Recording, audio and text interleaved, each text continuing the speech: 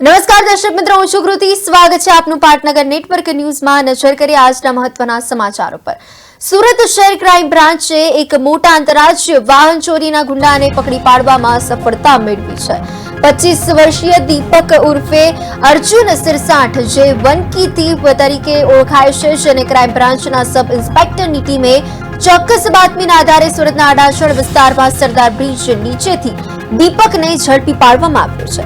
Crime બ્રાન્ચે કુલ 15 ચોરી કરેલી bike કબજે કરી છે, જેની કુલ કિંમત રૂપિયા 4,65,000 થાય છે.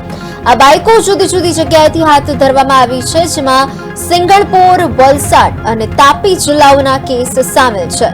આ તકે તેને પકડી પાડતા અનેક બાઇક માલિકોને રાહત મળી છે.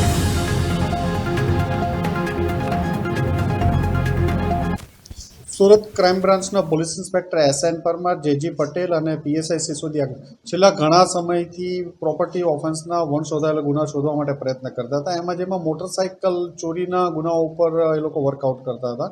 એમાં એ લોકોને એક ઇન્ફોર્મેશન મળી કે સુરત શહેરના ઘણા બધા અગાઉ વાહન ચોરીના ગુનામાં સંડોવાયેલ એક કિસમ છે, જે દીપક રઘુનાથ સિરસાઠ, એ હાલમાં પણ વાહન ચોરીનું કામ કરે છે અને ઘણા બધા ગુનાઓ એને કાચર્યા હોવાની એક બાતમી મળી ગયો છે. અગાઉ પણ આ 25 ગુનાઓમાં, 20 થી 25 ગુનાઓમાં અગાઉ પણ વાહન ચોરીના ગુનાઓમાં પકડાયેલો છે. ખૂબ જ રીડો ગુનેગાર છે. એની પૂછપરછ ચાલુ છે અને